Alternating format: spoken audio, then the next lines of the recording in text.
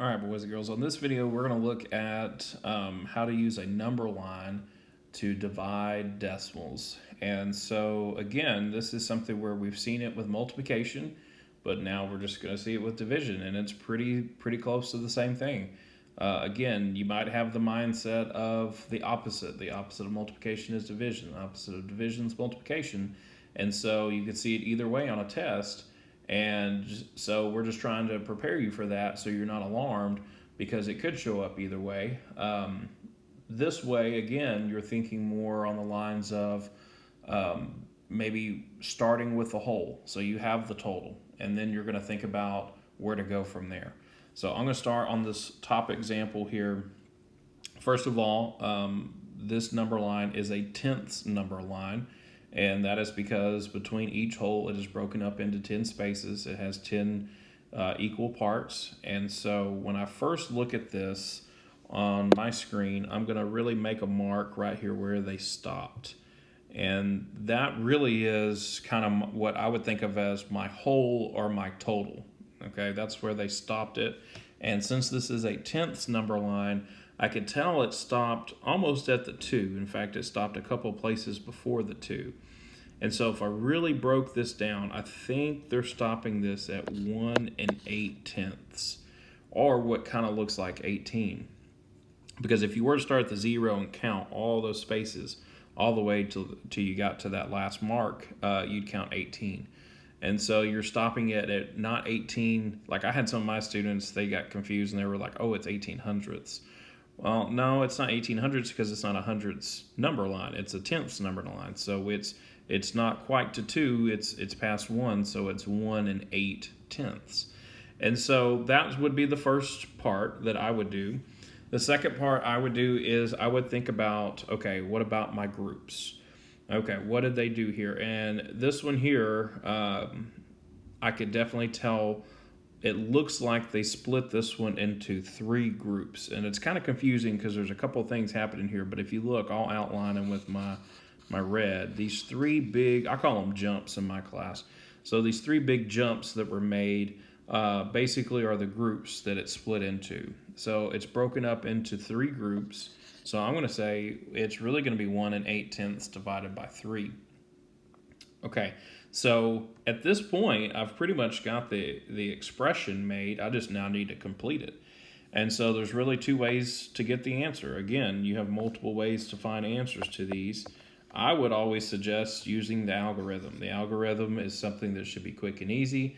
You know, I always tell my students, sometimes they get kind of freaked out because we start multiplying and dividing decimals, but really and truly, the numbers stay pretty low when we do these. And a lot of times they're kind of just mental math. Like this one here, even though there's a decimal, this is just 18 divided by 3. And so if you know your facts, you should know what the answer is going to be. You got to be careful, though, because a lot of kids would jump to conclusions here. Oh, wait, hey, it's 6. Well, it's not 6. It's really going to be 6/10 because you got to bring this decimal up. And then once that decimal goes up, then you can complete your problem and go, okay, yeah, now it makes more sense. So 6/10 is going to go here. And then the other way that you could find your answer is really just finding out, okay, if they're going to make those jumps, if they're going to make those groups, which in this case they made 3, how many are in each group? And so those little jumps that you see, and now I'm going to outline those. I'll use a different color here. I'm going to outline those in blue. 1, 2, 3, 4, 5, 6. They made 6 little jumps, or basically in between each jump, there are 6/10. So there's 6/10 here, there's 6/10 there, and there's 6/10 there.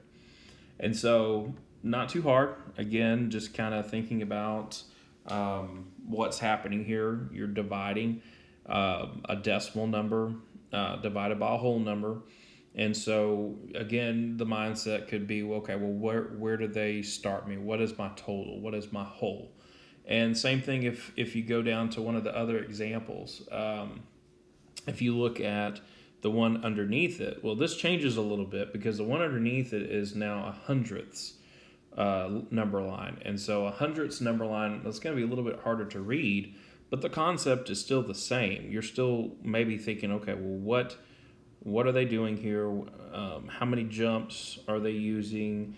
Where do they stop at? So this one's going to be a little bit harder to read. I'm going to try my best here, but we're going to take the same approach. So I'm going to put a little dot right there at the end where they stopped. And on these hundredths number lines, a lot of times it's good to use the little mark that represents 10. And if you look, like I'm going to put one here down at the end, like there's one right here that you could see kind of close to the 1. And so they're just a little bit darker, maybe a little bit, tad bit longer than the rest of them.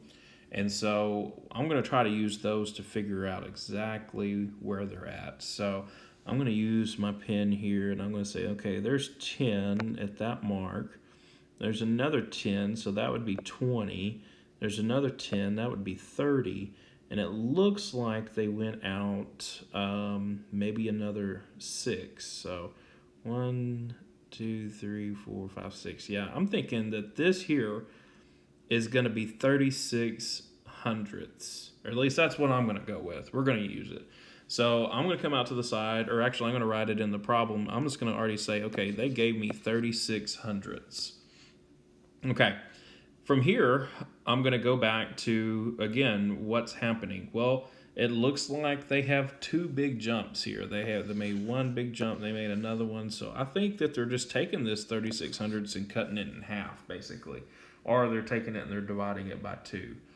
Which tells me, all right, there's my problem. I now come, out to the side with 36 hundredths.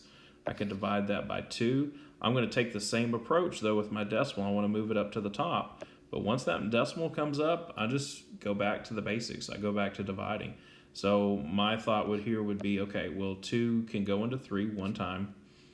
And 2 is going to go underneath. We're going to subtract. That's 1 left over. We're going to compare. We're going to bring down. So my next problem would be, how many times can 2 go into 16, which is 8. And so now I'm looking at this thinking, okay, well, hey, this is pretty easy math. Again, pretty low numbers.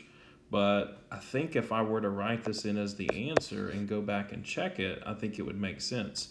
And it's hard to do because it's so small. But I think if you started here at the 0 and you looked at all the little bitty jumps all the way to where they landed on, kind of like the first jump here, I think you would count 18 spaces. So they basically, made one big jump. And when they made one big jump, they landed at 18 hundredths. And then they made another one, and of course landed at 36 hundredths. So there's a couple examples there to look at. Pretty simple stuff. And again, all your job is looking at this and breaking it down and kind of just seeing what you see. Okay, so on this next page, I thought I would show you at least one example, maybe 2 if I have time, of how to create one of these. And so if you ever were doing maybe an assignment in class, I know sometimes I make my students do this, where I make them create, because I feel like if they can create it, they're really using their brain there. They're really using their minds, and if they can create it, then they probably truly understand everything about it. And so I'm going to write a problem at the top of this page here, and then we're going to look at it, and we're going to think about, all right, how could we really go and create this on a number line?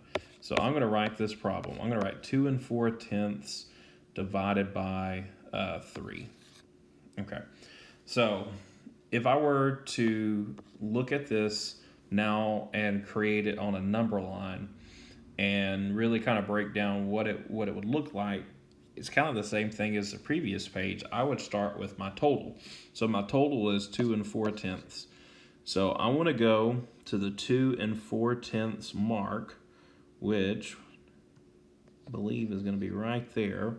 And basically, I know whenever I'm done with my number line, my jumps, that's where I want to land. Basically, that's where it stops. That's my total. It's not going to go past that. It's 2 4/10.